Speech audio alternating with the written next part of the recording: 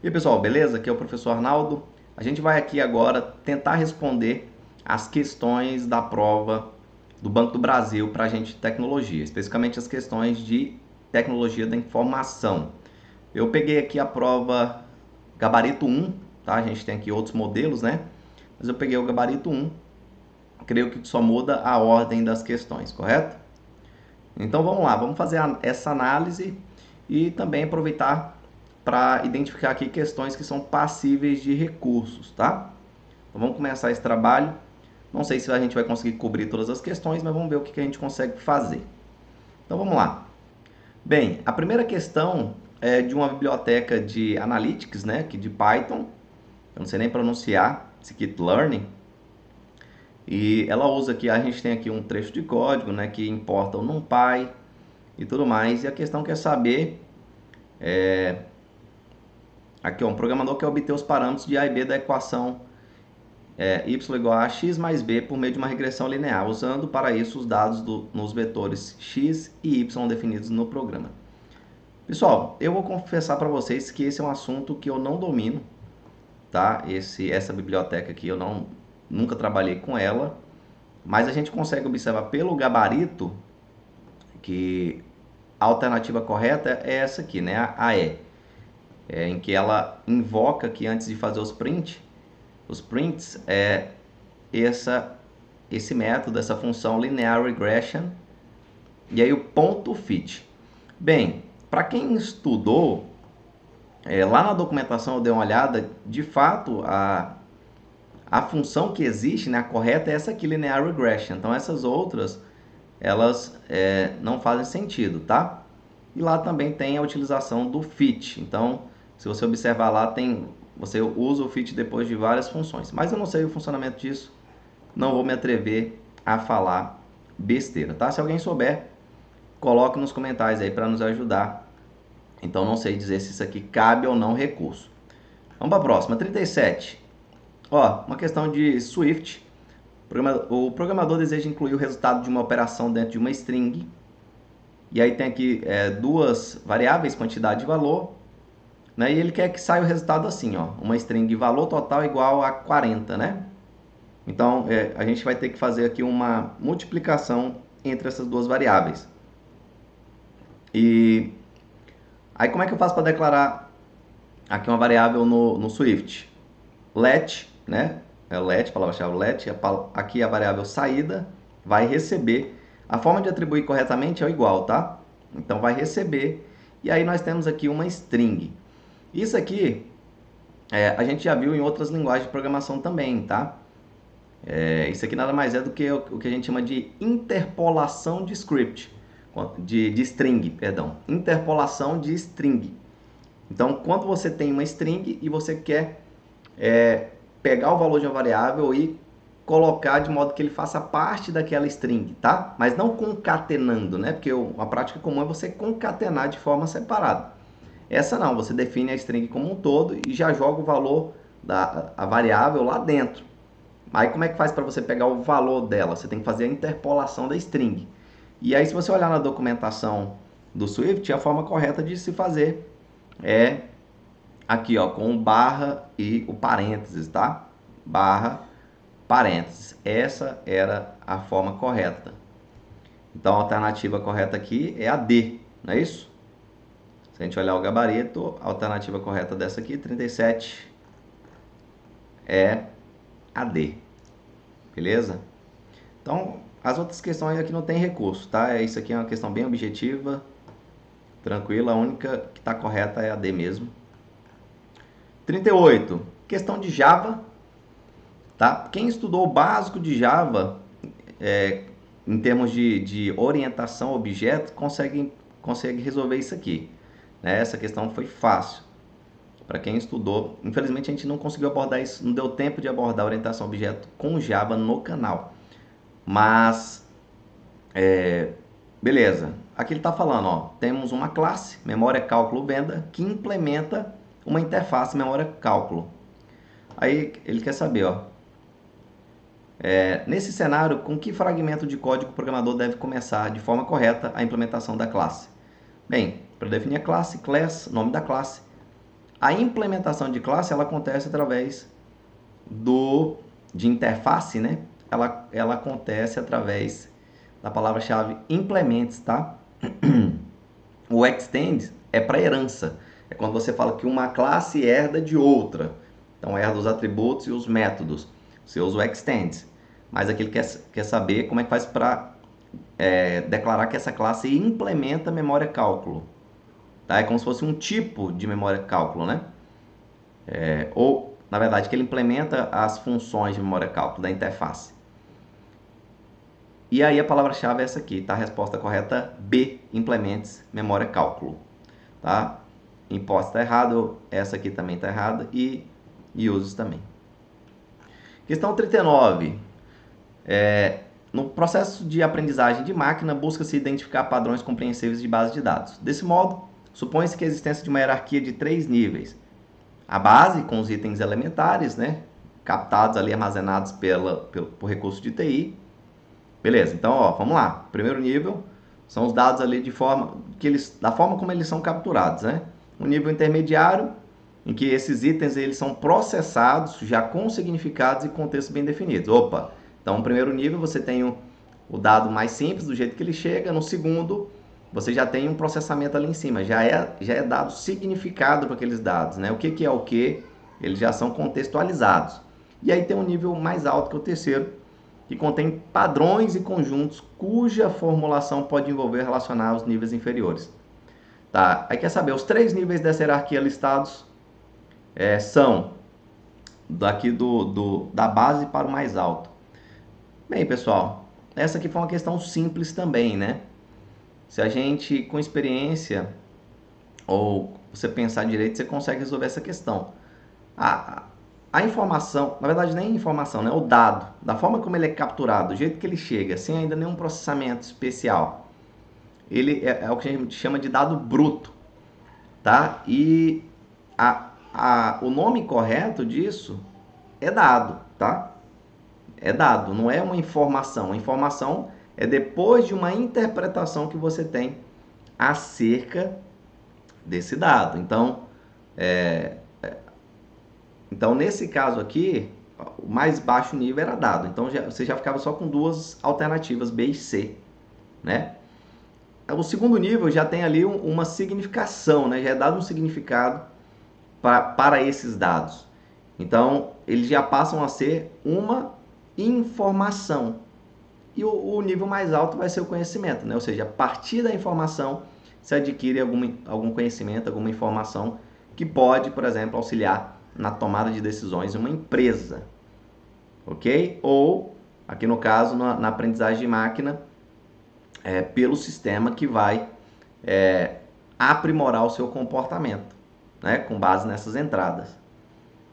E claro, essas informações elas podem ajudar em sistemas de apoio à decisão.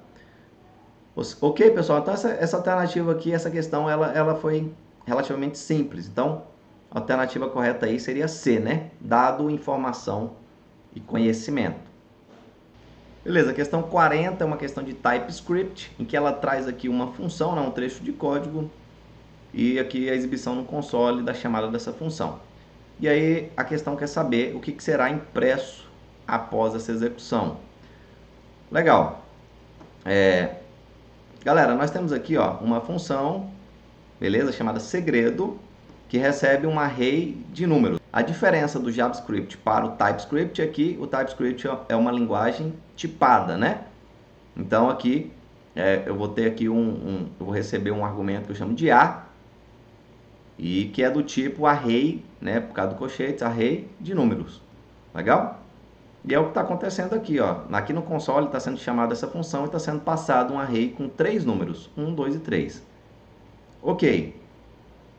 E aí essa função ela retorna alguma coisa. Tá? Aqui no começo, algumas pessoas observaram que nessa função não está sendo indicado aqui o tipo do retorno. Tá? E por ser uma linguagem tipada, o TypeScript ele recomenda que tenha-se a definição do tipo.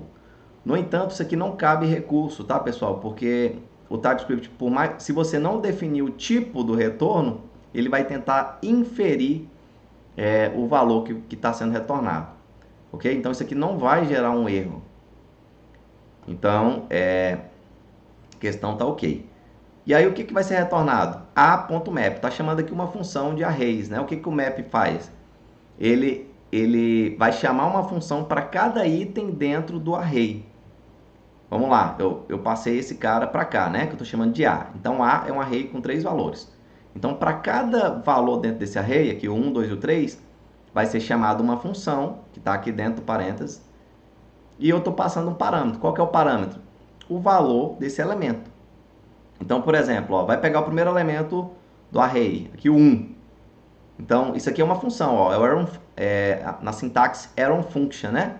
Então, a flecha aqui, ó, do lado esquerdo tem os parâmetros, do lado direito eu tenho o corpo da função. Então, qual é o parâmetro que eu estou passando? É o valor do elemento. Então, vai pegar o primeiro elemento, 1. Aí ele está chamando 1 de x, ó, esse valor de x, né?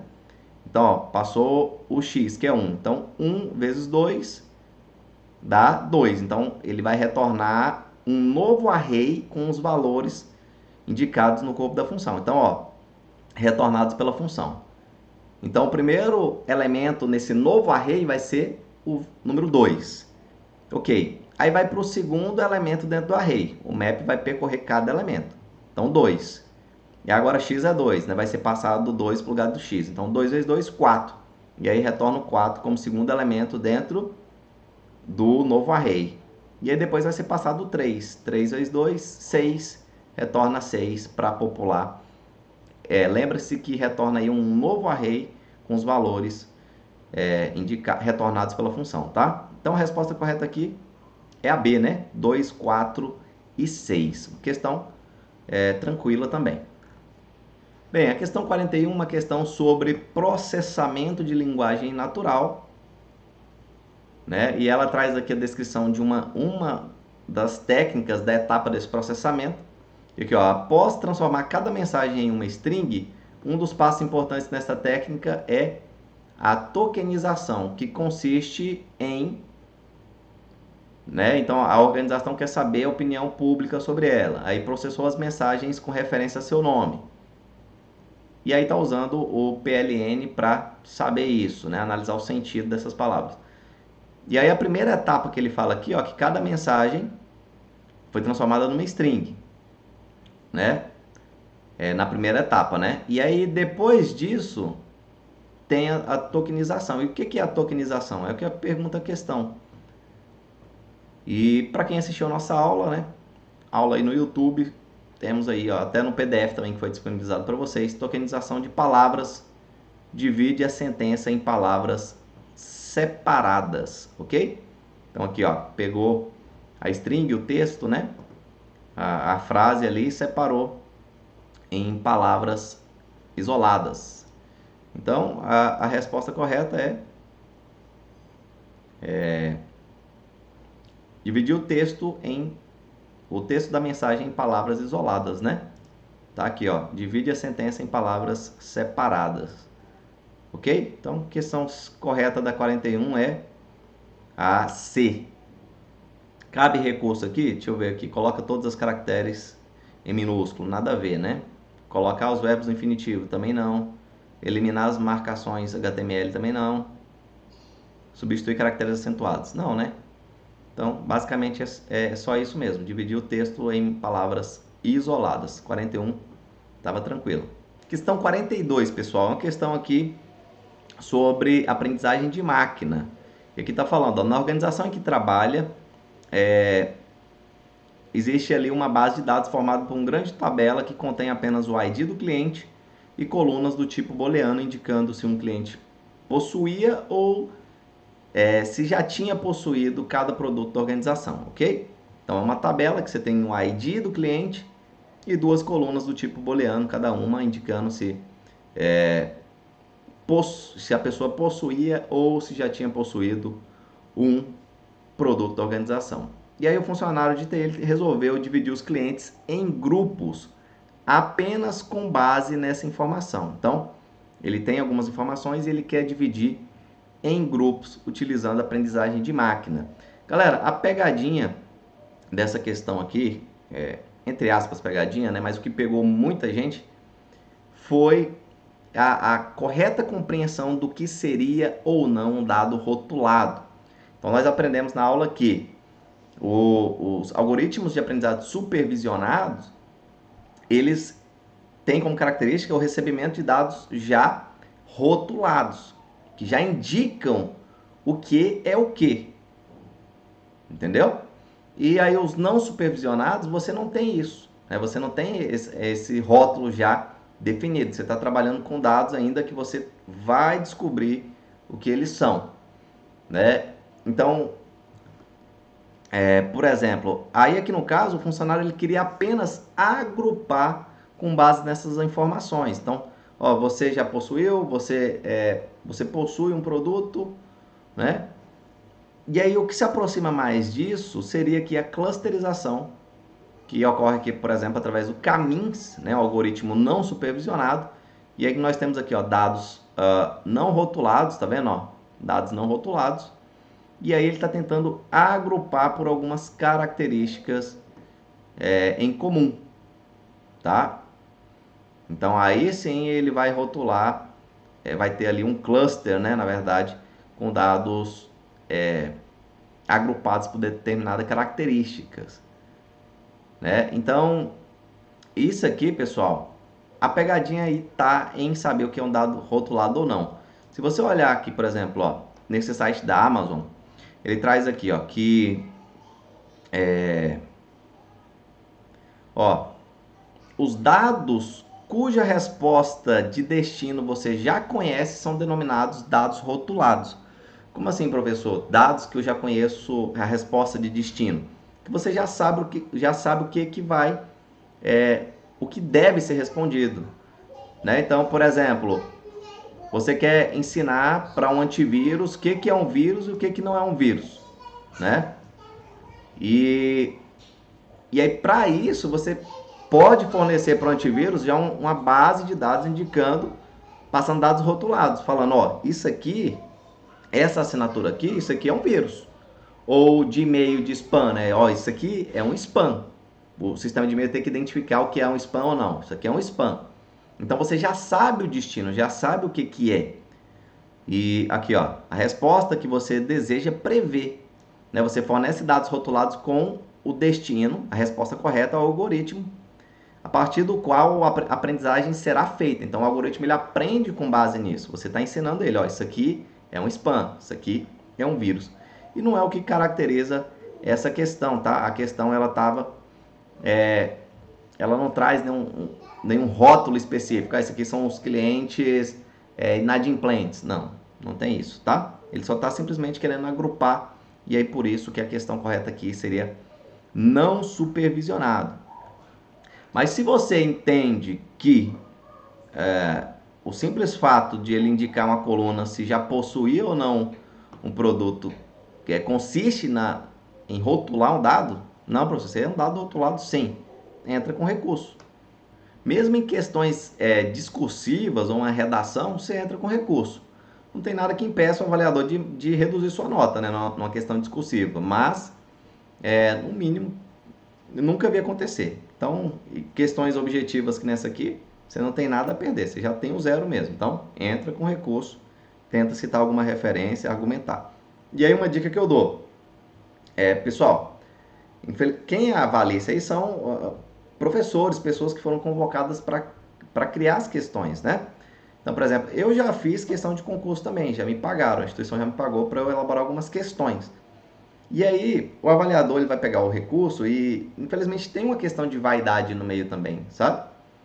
E dependendo da forma como você colocar, ele pode não querer nem olhar direito o seu texto. Então, seja objetivo, tente embasar, argumentar, mas também é uma recomendação minha, né? Eu acho que um posicionamento mais cordial funciona mais do que do tipo assim, eu exijo que essa questão seja anulada, esse tipo de escrita mais comandos imperativos, tá? Isso aí eu acho que não soa muito bem para o avaliador que vai resolver isso não, tá? Uma dica aí para vocês. Então, questão correta, não supervisionada. Questão 43, uma questão de Big Data, quer saber os 3 vezes, né? A gente viu lá mais os 5 vezes, a gente viu, teve colega que trouxe aí pra gente também a conhecimento nosso outras vezes, chegando a 7 vezes, mas originariamente a gente tem 3 vezes, né?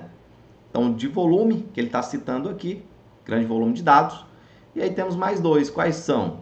Essa questão aqui estava de graça, hein? Quem olhou o assunto acertou essa questão, né? Só errou aquele que falou que não estudou nada do Big Data mesmo. Então, a resposta correta aqui é variedade e velocidade, né? Alternativa D. Então, volume, variedade e velocidade. Ok? Questão D aqui nessa prova, né? Gabarito 1. Por isso que eu falo, é importante a gente... às vezes você foca muito no assunto, aprofunda muito, mas eu acho que antes disso você tem que ter uma noção geral de tudo.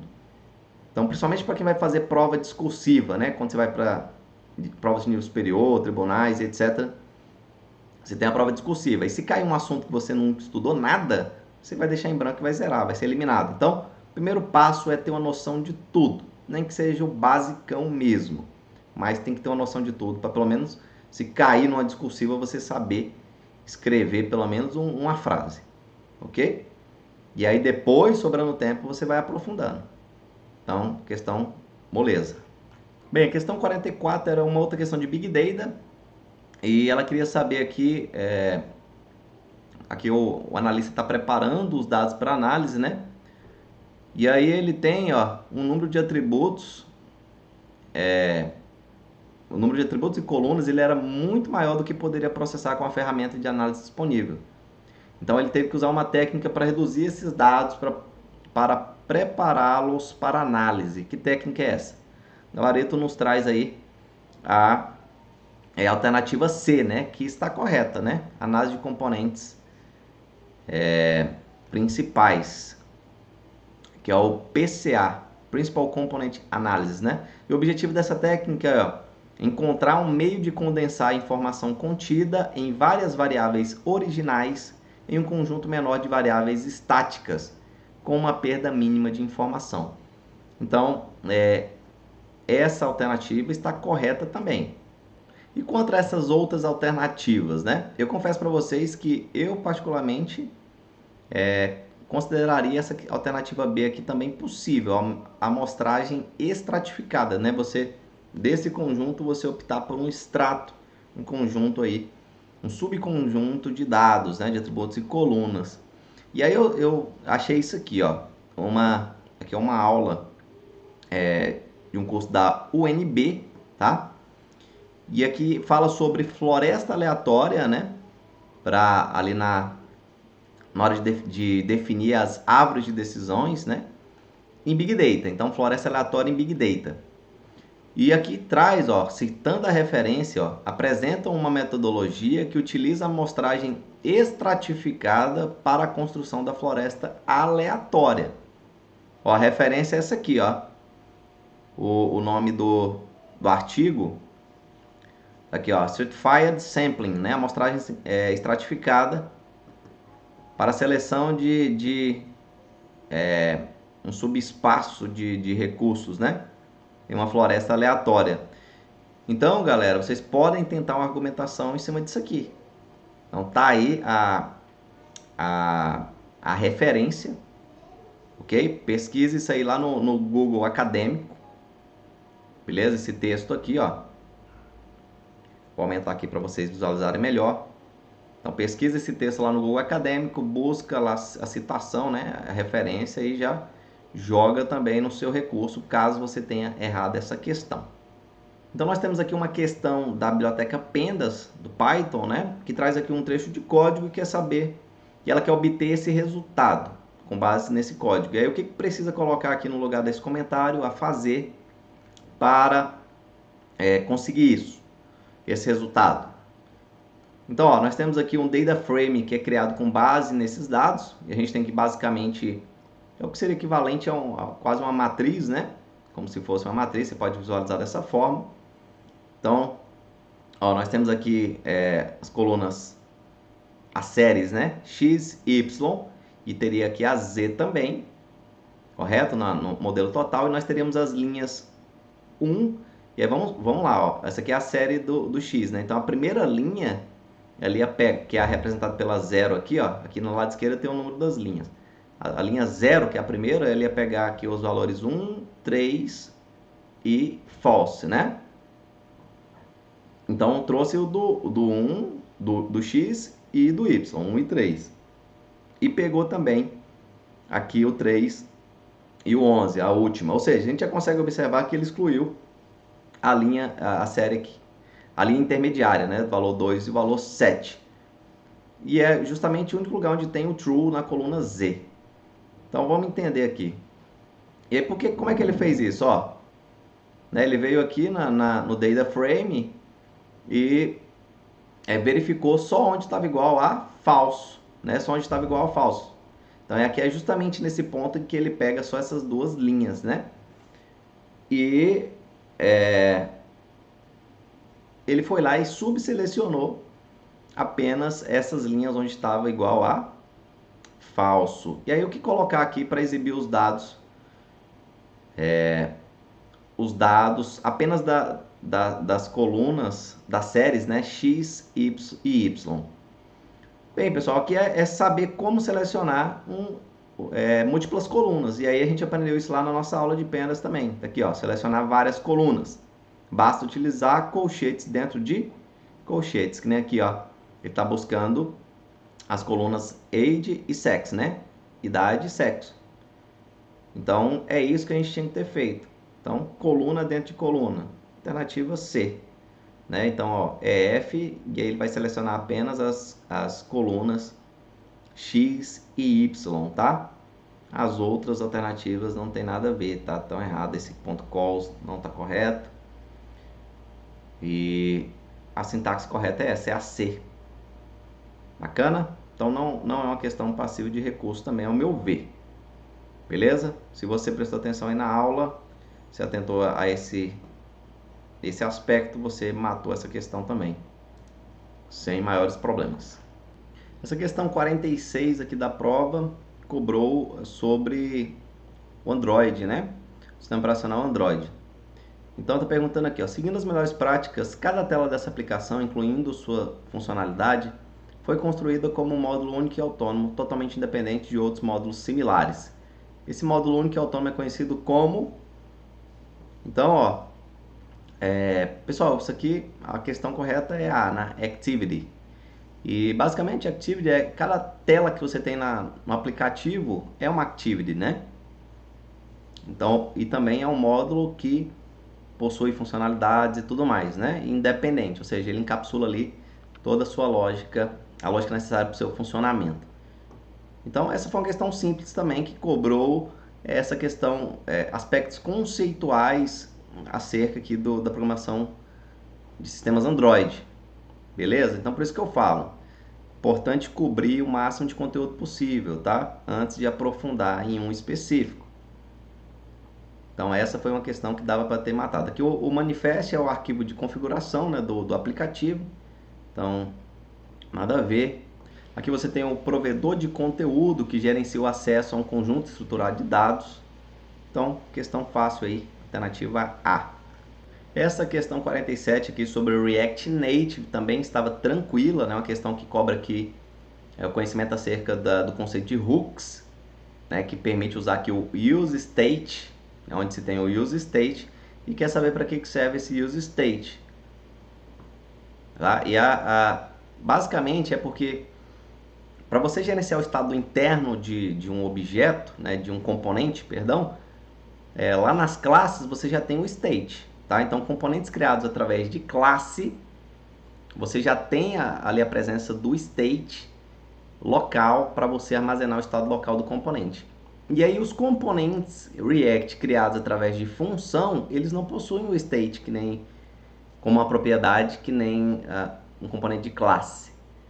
Então, quando você cria um componente React através de uma função, se você quiser manter o estado interno dele, o estado local, você tem que usar através do hooks, né, o use state, tá? Então a alternativa correta é a E, né?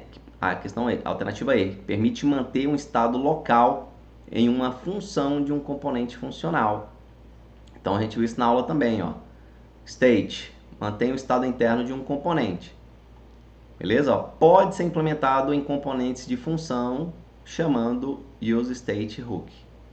Então, a gente viu isso na aula. Foi uma questão dada também para quem aprendeu esses conceitos básicos aí do React.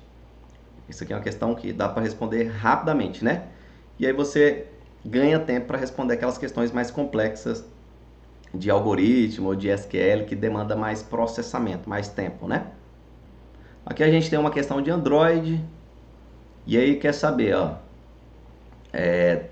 detectou a necessidade de alterar o texto de um widget da classe TextView, ok, chamado resultado. Então, aqui o objeto criado a partir da classe se chama resultado, né?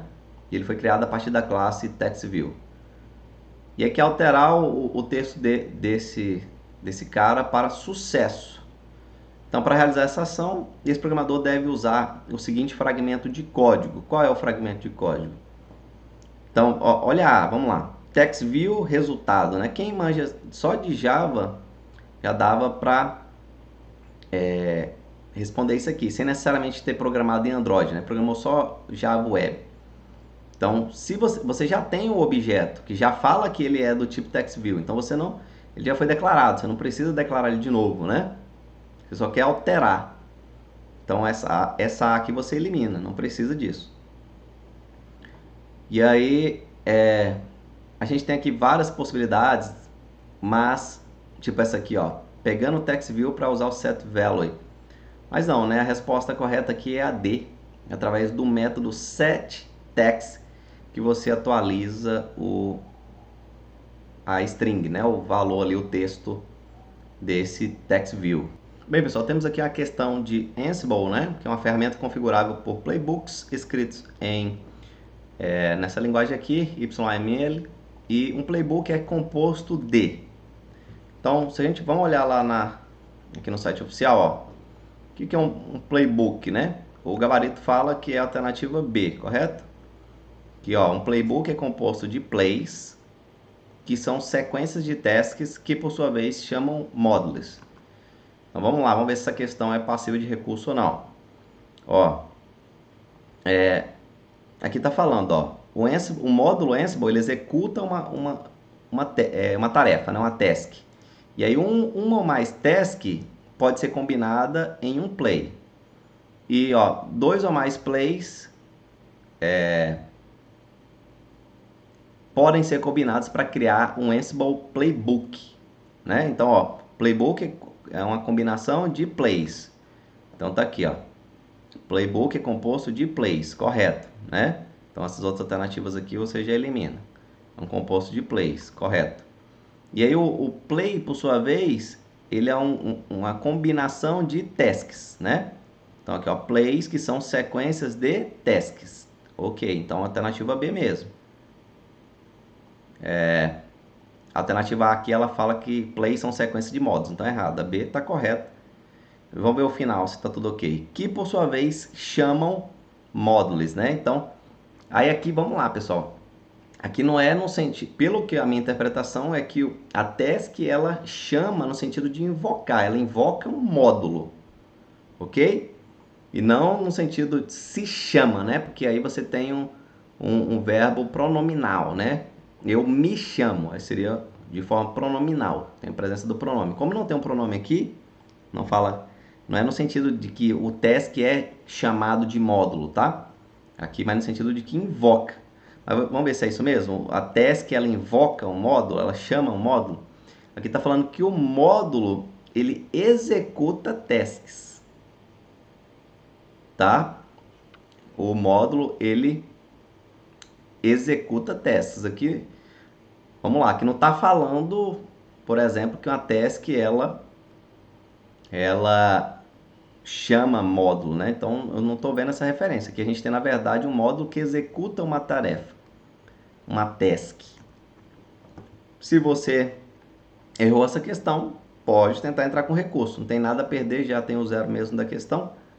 Então você pode tentar pedir a anulação dela aí, tá? Então isso aqui você vai achar no site oficial aí do Red Hat. Então, ó, How do Ansible Playbooks Work? Pesquisa aí que você vai achar aqui um texto do site oficial, ok? Essa questão aqui de SQL é uma questão bem interessante e ela trata o seguinte, ó. Uma empresa de investimentos financeiros busca identificar novas oportunidades de negócio para pessoas jurídicas, em especial dentre aquelas que têm como característica a adoção de governança ambiental, social e corporativa. Considere que existe um banco de dados nessa empresa com as seguintes tabelas. Temos aqui as tabelas. E aí quer saber qual comando select do SQL retorna apenas o CNPJ e a razão social das empresas que não têm ESG como característica. Ok, nós temos aqui, ó, então 3 tabelas, eu até criei aqui para vocês visualizarem melhor. 3 tabelas, isso mesmo, 3 tabelas. Primeira tabela, empresa, então tá aqui, ó, eu criei ela aqui, empresa com CNPJ, razão social, endereço. Tabela característica, né? E uma tabela relacionando essas duas outras, os registros dessas outras tabelas. Então, ó, empresa, chave primária CNPJ, característica, chave primária COD, né?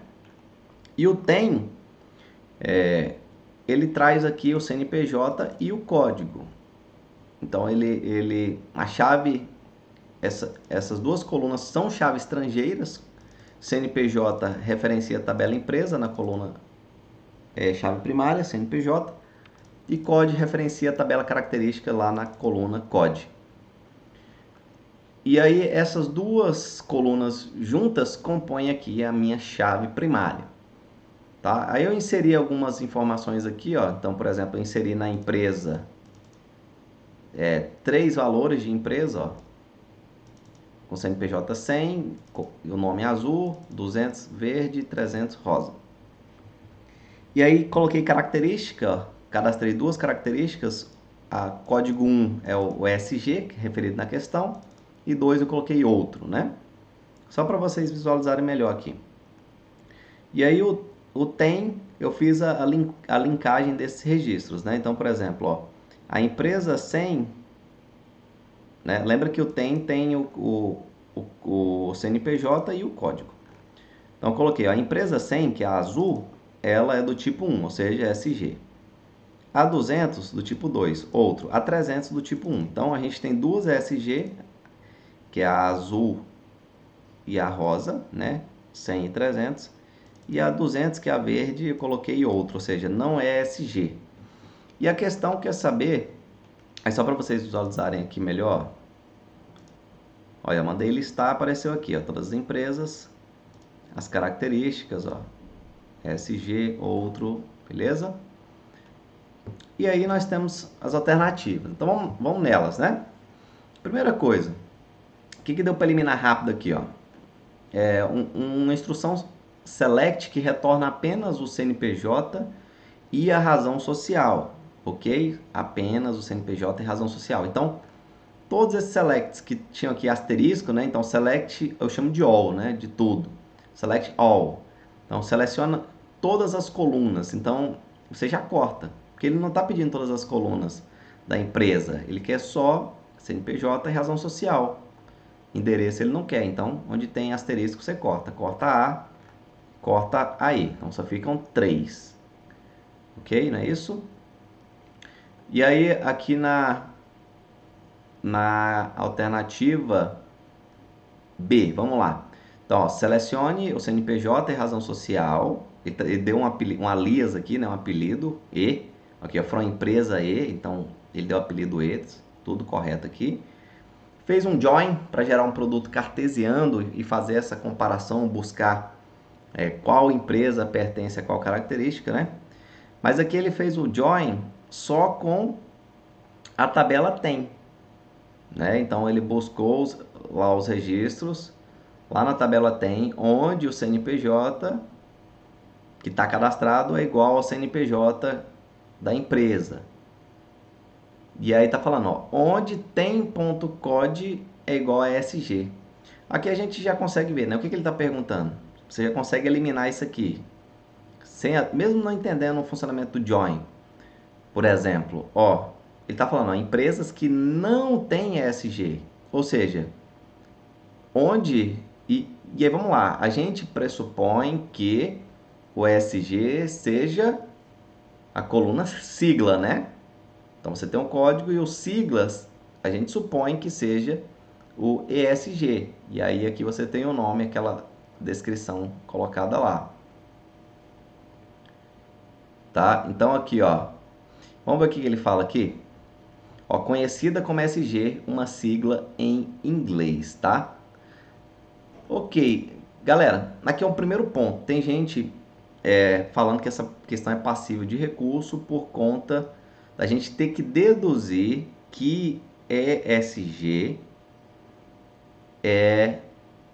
está na coluna sigla, né? Que a busca por onde estaria essa informação seja na coluna sigla.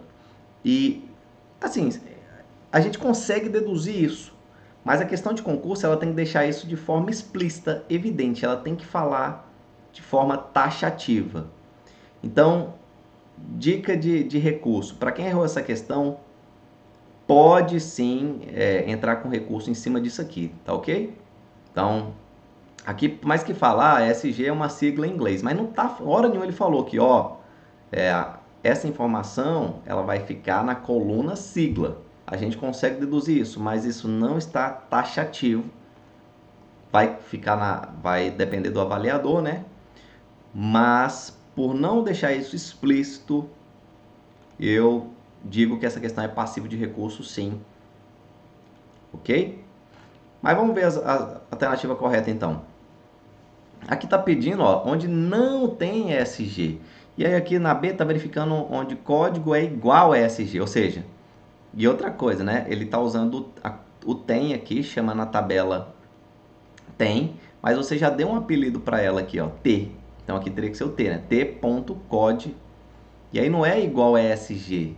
Tem que ser diferente, né? Ele não quer onde é igual a ESG, ele quer diferente. O diferente é uma das formas de representar com esse símbolo de menor que e maior que seguidos aqui, ok? Então isso aqui você já corta por esse igual aqui, você já consegue eliminar essa questão, totalmente errado, ok? E também a coluna referenciada, né? Não é a coluna código, né? Beleza? Onde o SG vai estar na coluna sigla. Questão C. Então, ó, selecione a coluna CNPJ e razão social da empresa, ok? Vai fazer um join com a tabela T, né? Então, onde, ó lá, o eCNPJ é igual ao TCNPJ, então aqui, ó. Cadê os cadastros que eu fiz aqui, ó? Então, ó, onde empresa.cnpj, ou seja, aqui no 100 é igual a tem.cnpj. Então, aqui, então vai comparar essas colunas, ok? O que mais? E vai fazer um join também lá com a tabela característica, onde a coluna código da tabela característica é igual a coluna código da tabela tem. Então, mesma coisa, verificando coluna código da tabela tem com a coluna código da tabela característica. Beleza? Então, essa tabela tem, né? Ela está relacionando os registros dessas duas outras tabelas, empresa e característica. Até aqui tudo bem, né? Mas vamos lá. Aí ele pergunta, onde, where, c.nome, ou seja, foi lá buscar onde as características, né, os registros cujas características, o nome da característica é diferente de ESG. Mas aí que tá. Se a gente for deduzir, SSG seria a sigla e não a coluna nome, né? Então, por exemplo, eu coloquei aqui para vocês, ó, a mesma enunciado lá, tá? Então, ó, onde c.nome é diferente de SG. Aqui não vai retornar nada, ó. Por quê? Porque o SG foi cadastrado na coluna sigla.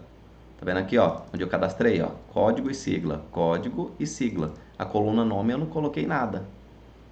Então, se fosse aqui, ó, C.sigla, aí sim, ele ia trazer aqui, ó, o verde, né? É o único que não é do time ESG, ok?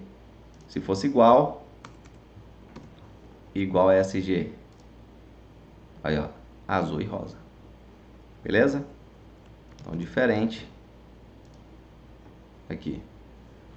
Então, só por esse C.nome, a gente entende que essa questão está errada também, né? E aí a D está correta, porque ó, ele está buscando aqui o CNPJ é razão social das empresas onde o CNPJ não está entre um dos que vai ser especificados aqui no parênteses.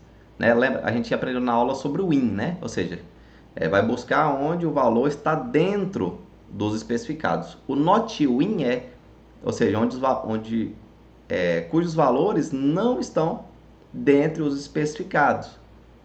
Então, por exemplo, eu quero selecionar pessoas do estado de São Paulo e Rio de Janeiro. Então, você coloca estado in, aí tem lá o valor, São Paulo e Rio de Janeiro. Mas se você falar, não, que não seja de São Paulo e Rio de Janeiro, aí você coloca not in, que não seja de São Paulo e Rio de Janeiro. E aí o que ele está querendo? Como a questão quer saber as empresas que não são do time do ESG, e aí ele está falando, ó, ou seja, me traga as empresas cujo CNPJ não estão dentro dos especificados. Tipo assim, ele foi buscar uma lista negra.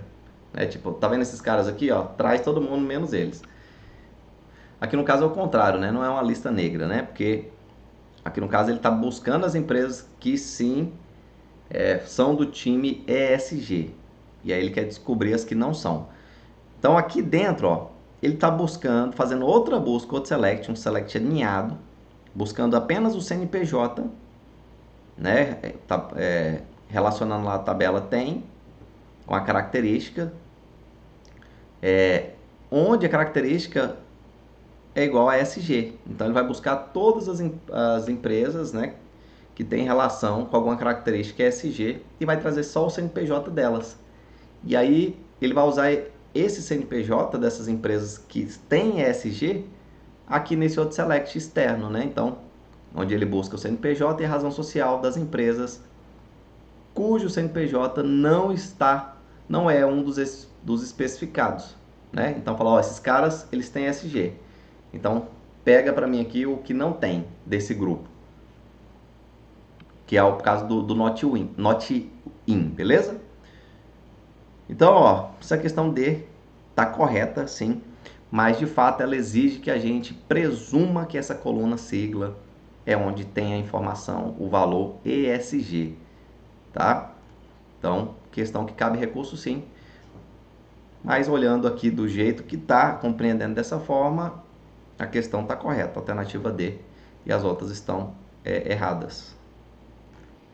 Questão 55 dessa prova gabarito 1, e ela traz o seguinte, ó, o banco de dados de uma empresa que comercializa seguros pessoais possui as seguintes tabelas. Temos aqui a tabela pessoa, o F faixa, né? Então a pessoa tem aqui o e-mail, que é a chave primária, e aí tem aqui nome, unidade federativa e faixa etária. Sigla, o F tem aqui sigla, que é a chave primária e nome, né? E aqui, ó, unidade federativa na tabela pessoa é uma chave estrangeira que aponta para a chave primária sigla na tabela UF. Legal? E faixa etária, aqui na pessoa, é uma chave estrangeira que aponta para a chave primária nome aqui na tabela faixa. E aí você tem aqui os valores inseridos na tabela faixa, né? Os jovens, ó. Aqui são 3 registros cadastrados na tabela faixa, de jovens, adultos e idosos. O que são considerados jovens, né? Aqui, ó, cuja maior idade é 19. Beleza? E aí, abaixo disso, né? Jovem também. Então, adulto, aqui a menor idade 20, maior idade 59 e idoso a partir de 60. E aí traz um código SQL e quer saber o resultado disso. Então vamos lá, vamos analisar isso aqui. Ó, select count, ele está fazendo uma contagem, ele está usando aqui uma função para contar os registros que vão ser originários dessa consulta. Então, só por esse count você já consegue eliminar algumas questões. Por exemplo, a B fala aqui, ó, que esse comando apresenta o nome e o e-mail. Não, hora nenhuma você está selecionando aqui colunas, tá? Nome e e-mail. Você não selecionou coluna nenhuma, você está mandando contar os registros retornados, todos, de todas as colunas, tá vendo? Então, contar os registros. Então, a B você já tira, né? Que mais? Ó, aqui basicamente, o que ele vai fazer? Ó? Ele fez um select, foi buscar lá, ó, na tabela pessoa e faixa, e aí ele buscou os registros das pessoas cuja faixa etária é igual à faixa etária que vai ser especificada, né? Então aqui onde faixa etária na tabela pessoa é igual à chave primária na tabela faixa, e a coluna unidade federativa na tabela pessoa é igual a Rio de Janeiro. Ora, aqui a gente já consegue ver que está buscando apenas as pessoas do Rio de Janeiro. E aí, o que mais? Ó, tem um AND, ou seja, ele foi acrescentando novas regras aqui, ó, onde isso é verdade, onde a unidade federativa é Rio de Janeiro e onde a faixa etária lá na coluna maior idade é menor ou igual a 19. Ou então, onde a maior idade é menor ou igual a 19, são os jovens. Ou seja, só olhando isso aqui você já sabe que ele está buscando a quantidade de registros, a quantidade de pessoas que são do Rio de Janeiro e são jovens. Então, dentro aqui da faixa de jovens. Então, vamos ver, apresenta quantas são as pessoas que estão na tabela pessoa, que são jovens e que nasceram no Rio de Janeiro. Essa já foi em cima, né? Então, esse é o gabarito, obviamente. Então, a B a gente já viu que não tem nada a ver. A C, agrupa pessoas por faixa etária, e mostra quantos são os grupos com pessoas nascidas no Rio de Janeiro. Não, nada a ver, né? Ele está buscando as pessoas que são do Rio e não os grupos de pessoas. Beleza? E aqui a AD, realiza uma operação equivalente à união de dois outros comandos SQL. Também não. Agrupa pessoas por UF e mostra quantos são os grupos com jovens. Agrupando por UF, não, ele buscou uma UF específica, né? Rio de Janeiro. E aqui não está indicando quantos são os grupos com jovens. Não, quantos jovens são do Rio de Janeiro. Beleza? Então essa também aqui não faz o menor sentido. Essa D realiza uma operação equivalente à união de dois outros comandos. Quais seriam esses outros comandos? Você pode até pensar assim, professor, eu poderia fazer uma união de um comando que retorna as pessoas que são do Rio e as pessoas que são jovens, né? E aí juntar todos. Mas o que a união faz, né? Lembrando lá de conjuntos. Ela pega todo mundo. Então, ela não ia buscar... Você ia ter que fazer utilizar outro mecanismo aí para buscar os que são da faixa etária tal e do estado tal. Para relacionar esses caras, né? Mas a união ele ia pegar todo mundo do Rio e ia juntar com todo mundo jovem. Então ia virar uma tabela com todos os jovens e todo mundo do Rio de Janeiro. Então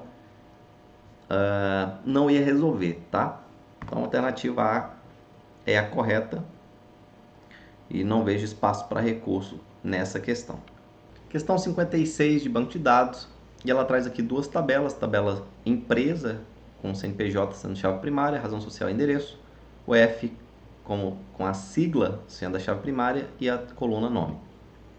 O que o comando SQL select CNPJ, sigla, então estão buscando aqui duas colunas, né? CNPJ e sigla, from empresa e UF. Recupera desse banco de dados. Então, o que isso vai retornar? Galera, aqui, se a gente observar, eu fiz um teste desse comando aqui. Ó, eu tenho aqui, por exemplo, ó, as colunas, as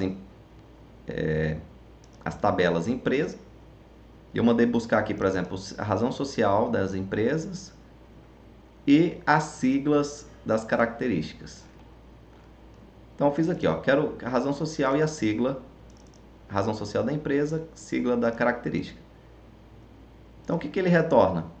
Basicamente é um produto cartesiano de todos esses caras, né? De todos esses registros. Então, ó, então a empresa azul, e aí fez um produto cartesiano, uma combinação com todos os registros da tabela sigla. Então, ó, com SG, ok?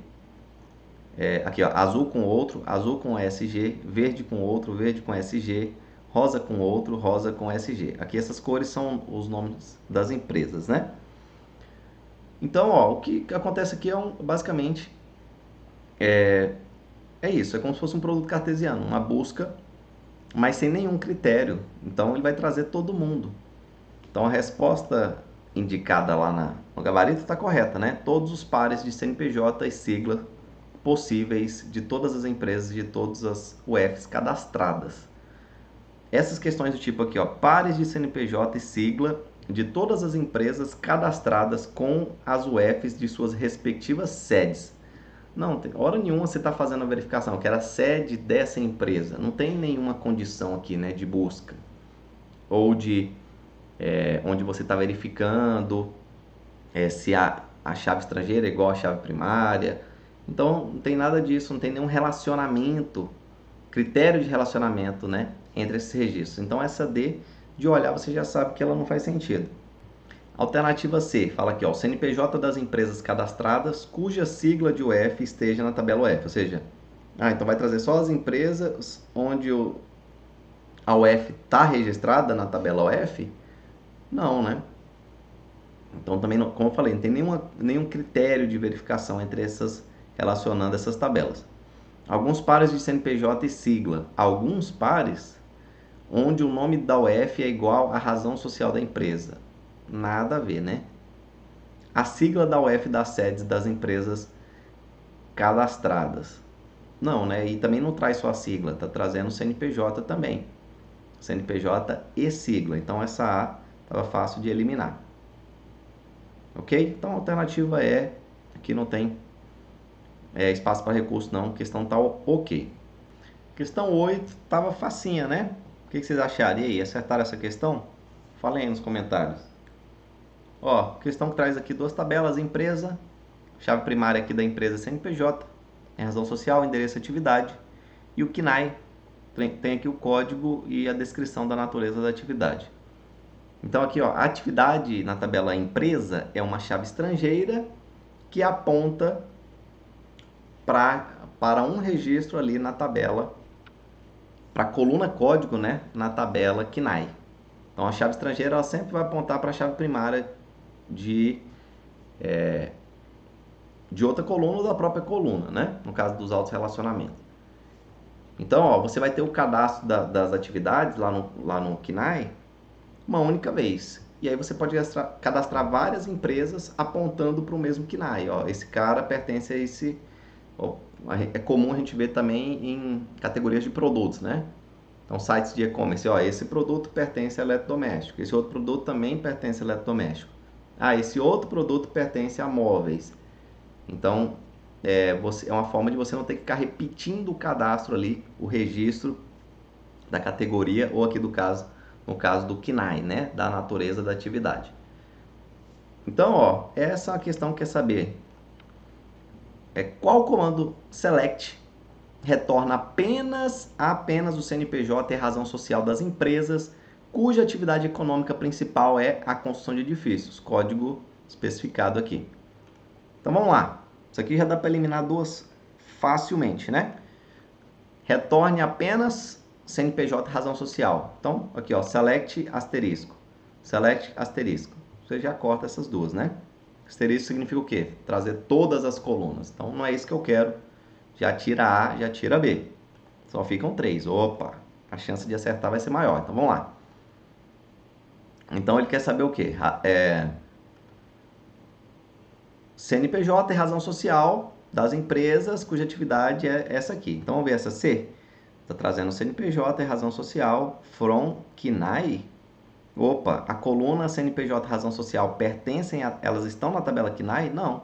Estão na tabela empresa. Então, aqui você já corta também, é errada essa C. A D. Selecione o CNPJ e razão social, ok. From empresa e ele deu um apelido. Ah, legal, bacana. E aí também está buscando aqui na tabela KNAI C. Aí aqui ele já tinha que ter colocado, como ele está usando apelido, ele tinha que ter colocado, né? E.CNPJ e E.razão social. Para indicar que essas duas colunas são da tabela empresa, né? Então aqui já tem alguns erros também. Então, e tem mais, ó. Onde a atividade da empresa é igual ao código lá da tabela KNAI e a coluna código é igual a construção de edifícios. Ora, construção de edifícios vai estar na coluna descrição, né? Se tiver, não vai ser em código. Legal? No código vai ter um número, que é esse número que ele está buscando aqui, ó. Então é onde c.código é igual a isso aqui. Se fosse construção de edifício, ele teria que ser c. Descrição, né? Então essa D tem alguns erros, questão errada. E a E, selecione o CNPJ e razão social da empresa, onde a coluna atividade é igual a X, que é o que ele está buscando aqui, né? Então, como eu falei, né, a chave estrangeira ela vai ter o quê? O mesmo valor que está na chave primária referenciada. Então, na chave primária referenciada, lá no KNAI vai ter um registro cadastrado com esse código e vai ter a descrição, né? Aqui se refere a essa atividade, beleza? E aí esse valor da chave primária vai ser o mesmo valor que vai estar aqui na chave estrangeira. Então, não preciso ir lá na tabela KNAI. Eu posso buscar esse valor. Se eu já sei o código, é só já buscar o código direto na tabela empresa mesmo. Ok? Então, naquele exemplo mesmo que eu estava dando aí, do produto por categoria, né? Então, se eu já tenho o código da categoria, então eu falo, ó, selecione os produtos onde o código da categoria é igual a 10. Pronto, eu já tenho o código. Aqui é o que ele está falando, ele já tem o código do KNAI. É o que ele fez aqui, ó, onde a atividade é igual a tal. Então, questão correta é a E. Questão tá redondinha, beleza. E tava fácil de matar essa aqui também, hein? Tava tranquilo. Vamos lá, pessoal, mais uma questão aqui polêmica, né? Por um pequeno erro aqui de digitação. Então, ó, o código abaixo está em linguagem TypeScript, né? Não, faltou o T, TypeScript, né? Cuja tipagem é estática. Ele traz aqui um exemplo de código let, frase legal, declarou a variável, atribui.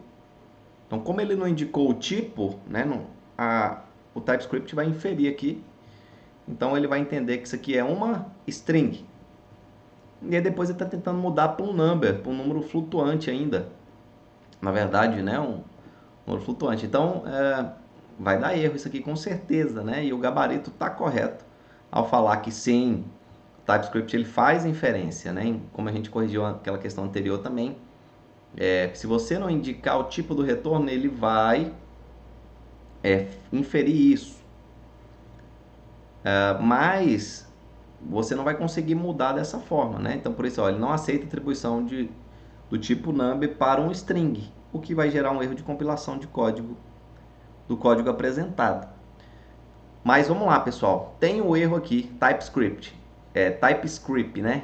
Não existe essa linguagem. Então, se você errou essa questão, pode entrar com recurso aí. Eu acredito que ela deva ser anulada por esse erro de digitação aqui, tá? Basicamente por isso. Apesar de que eu já vi questões absurdas não serem anuladas, né? Aquilo que eu falo depende da cabeça do avaliador e aí não tem juiz que vai se meter no meio também, tá? O edital é que manda, é supremo nessa questão.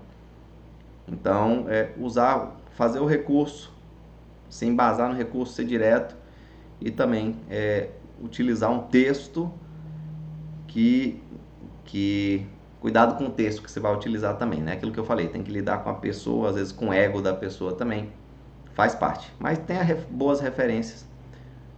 Você pode citar a documentação aqui, mas aqui é um erro de digitação, né? Por não existir essa linguagem, você pode colocar, né? Não existe a linguagem TypeScript. Então, solicito, né? Exige uma palavra, como eu falei, perigosa. Solicito que a questão seja anulada, algo nesse sentido. Vamos lá, questão interessante de Java, né? Da linguagem de programação Java. Então, aqui o enunciado traz que o estudante, ele quer saber qual é o percurso de um algoritmo de busca binária, né? Então, vamos lá. A gente tem aqui o algoritmo de busca binária, que recebe o valor buscado e a lista de valores. Ok. E aí ele implementou esse main aqui, em que ele já faz aqui estabelece aqui um array de valores, né? E ele manda buscar o valor 38, ok? E aí, através do printf, vai exibir os valores aqui percorridos, tá? E aí ele só quer saber quais são os valores, qual que é o caminho que vai ser seguido aqui pelo algoritmo de busca binária. Então vamos lá. A gente tem 14 elementos, então vamos ver aqui os índices, ó. Vocês lembram que o primeiro índice o primeiro elemento começa na posição 0, né? Então o 5 aqui é 0. Como aqui está falando que são 14 elementos, o último índice vai ser o quê? 14 menos 1. Então o último vai ser 13, né? Porque começa no 0. Então do 0 ao 13 dá 14. Ok. E aí o primeiro valor que ele está buscando é o 70, quer dizer, o valor que ele está buscando é o 78. Então qual vai ser o primeiro valor que vai ser percorrido, né, aqui nesse algoritmo de busca binária? Bem, ele vai, se a gente tivesse aqui uma quantidade ímpar de elementos, é fácil, é só você pegar o valor central, né? Por exemplo, você tem um 5, pega o valor do meio, vai ser o primeiro elemento. Mas aqui, como eu tenho um valor par 14, qual vai ser o valor central? Bem, é só você pegar aqui o valor do índice mínimo mais o índice máximo, então 0 mais 13 dá 13, dividir por 2. 13 dividido por 2 dá 6,5. Eu não tenho uma posição 6,5, então você tem que arredondar. O arredondamento ele ocorre para baixo. Então vai ficar 6, né? Então, ou seja, o primeiro valor vai ser o da casa 6. O índice 6 mesmo, tá? Não é o sexto elemento, porque o sexto elemento é a casa 5, né? É a posição 6. Então vamos lá, ó. 0, 1, 2, 3, 4, 5, 6. Ou seja, o primeiro elemento buscado aqui pelo algoritmo vai ser o 54. Ok, então se esse não é o valor buscado, o que vai acontecer? A busca vai prosseguir do próximo valor para frente, né? O array está ordenado, então ó, o 54 não é, então tá para cá, tá para a direita. Então, ó, vai continuar aqui do próximo elemento, né? Do 64 ao 92, vai estar entre esses caras. E aí, o que você tem que fazer? Você tem que pegar o índice desses caras. Então, qual que é o menor índice aqui? Se esse aqui era o 6, esse aqui é o 7, né? E aí, qual que é o último? É o 13. Então, 7 mais 13 dá 20, dividido por 2 dá 10. Então, o 10º elemento vai ser o próximo a ser percorrido. Então, ó, 0, 1, 2, 3, 4, 5, 6, 7, 8, 9, 10. Então, vai dar o quê? 79 vai ser o próximo elemento. Ok? Então, 54, não é o 54, ele veio para o 79. Mas só de olhar aqui, você já consegue saber, ó. Por exemplo, não é o 54, então vai ser um desses aqui, né? Do 67 ao 72. Então, como a gente tem aqui um quantitativo ímpar, é só pegar o valor central. Tá vendo? Ó? Então, eu tenho 3 de um lado, 3 do outro. Então, é o 79. Beleza? É o 79 que está procurando? Não, é o 78. Opa, então, ele vai continuar buscando aqui para trás, agora para a esquerda, tá? Então, se não é o 79, ou seja, tá para a esquerda, porque está ordenado o array. Legal. Então, ó, 79 não é, e eu já sei que o 54 também não é. Então, a única possibilidade vai ser um desses três elementos internos, né? 67, 69 e 72. Ou seja, é só, como não é um valor ímpar, então você vai pegar o valor central. Vai dar o quê? Esse 69, né? Beleza? É o 69 que ele está procurando? Então, ó, vamos lá. 54, 79, 69. É o 69 que ele está procurando? Não, né? É o 78. Então, o que que vai fazer agora? Tá para cima. Então, só resta o 72. Não achou, né? Então, ele foi no 72. Também não é. Então, ele não vai localizar. Ele retorna sem sucesso, né? Não encontrou o valor. Então, 54, 79, 69 e 72. Questão A, tá? Questão bacana. Acho que teve uma pessoa falando de recurso quanto a essa questão, sobre o índice, né? Começar no 0 ou no 1.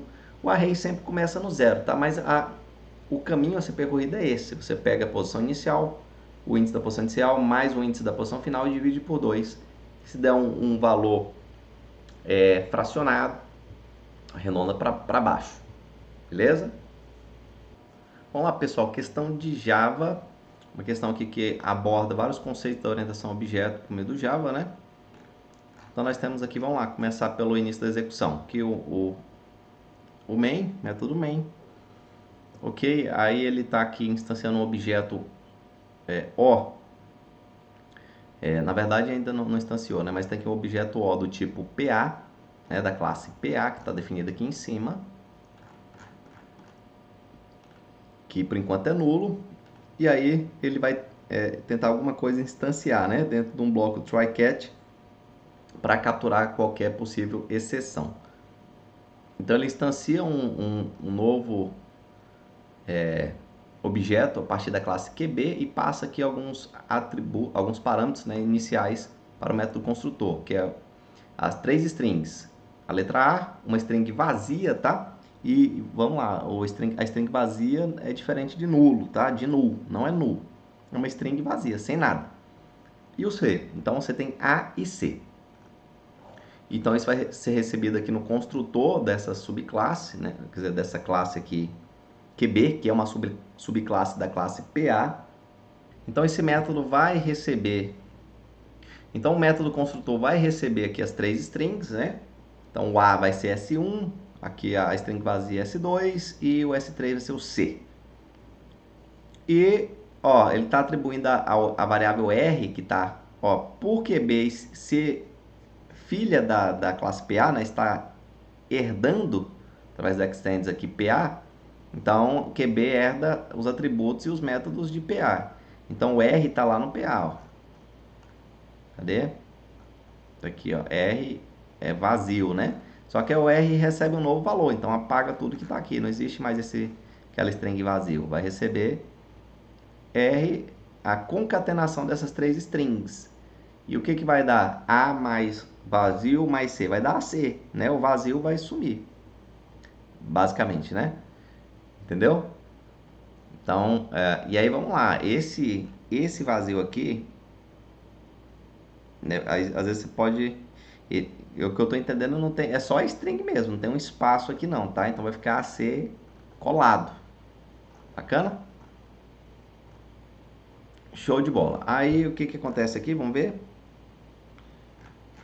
Aqui, né? Beleza. Aí depois disso, se não teve uma exceção, não vai exibir erro, ele vai aqui, ó, no final. Se O for diferente de nulo, e porque ele instanciou aqui, vai pegar chamar o método get do objeto O. Então vamos lá para o método get. Aqui o get faz o que? Retorna o R, né? Retorna o R. Aí uma coisa que eu não falei aqui, né? Quando passar o que está acontecendo aqui no QB? Ele está passando essas strings lá para o A, o vazio e o C para o método construtor do PA, aqui. Então ele recebe e ele executa isso aqui, né, no construtor. Ele verifica se algum desses valores é nulo, mas nenhum é. É aquilo que eu falei, né? mesmo a string vazia, ela não é diferente do nulo, então não vai rodar, não vai disparar essa exceção. E aqui no Finally também não vai surtir efeito, porque nem x, nem y, nem z é null. Então, os valores originais vão continuar os mesmos, tá? Bacana? E aí, por fim, ele retorna o get, que é o valor de r, que é aquilo que eu falei, né? Por causa da concatenação aqui, vai ser AC colado. Então, a resposta correta, AC. Beleza? Então, para mim, essa questão tá ok, tá beleza também. Essa questão 67 é uma questão aqui que cobra o percorrimento, né, de árvores. E aqui está falando, o estudante decidiu escrever um método em Java que vai aqui exibir em pré-ordem os valores dos nós de uma árvore binária recebida como parâmetro. Então estão aqui os valores, 80, 84, 55, 76, 72. E aí, qual que é a árvore que foi recebida, né? E aí vamos lá, né? Tivemos aula sobre isso também. Pré-ordem, como é que é? Percorre primeiro raiz, depois subárvore da esquerda, por fim subárvore da direita. Né? O em ordem é esquerda, raiz, direita. E o pós-ordem é esquerda, direita, raiz. Aqui no caso pré-ordem, de novo, raiz, subárvore da esquerda, subárvore da direita. Ou seja, gente, regra básica, eu dei essa dica na aula lá, tá? Quem captou a mensagem, matou essa questão e respondeu rápido. Pré-ordem, qual que é o primeiro elemento que vai? Raiz. Qual que é o último? O último nó à direita, né? Porque é raiz, esquerda, direita. Então, então qual que é o primeiro nó? Vai ser a raiz. E o último, direita. Não é? Então, qual que é o primeiro? Ou seja, a raiz tem que ser o quê? 80. Então, onde a raiz já não é 80, aqui, você já corta. Corta, corta, corta. Só sobra esses dois. Então, primeiro vai ser a raiz, né? E o último vai ser a direita. Qual que tem que ser o último nó da direita? 72. Tá aqui, Primeiro raiz, 80. Último nó à direita, 72. O outro aqui tá aqui, Primeiro 80, ok. Mas o último à direita, 84. Nada a ver, né? Beleza? Então, questão correta é a A. Não tem dificuldade. Então, raiz, depois vai percorrer subárvore da esquerda. Então, 84, 55. Depois subárvore da direita, 76, 72. Mas se você lembrasse dessa manha, só primeiro raiz, o último valor vai ser o último nó da direita. Então, 80 e 72. Legal? Questão molezinha aí que você ganhava alguns minutos para resolver outras questões. Pessoal, então é isso aí. Não deu tempo da gente corrigir todas as questões, eu queria corrigir com vocês aí, mas a fim de eu conseguir lançar esse vídeo a tempo de vocês ainda elaborarem os recursos, eu estou finalizando por aqui, estou entregando para vocês esse material, espero que seja útil. E se você errou a questão, entra com recurso. O não, o zero você já tem da questão, então custa nada você tentar. Legal? Qualquer dúvida, pode deixar o seu comentário. Valeu, a gente está junto. Seguimos firmes aí nos estudos de informática para concurso de informática. Grande abraço e até mais.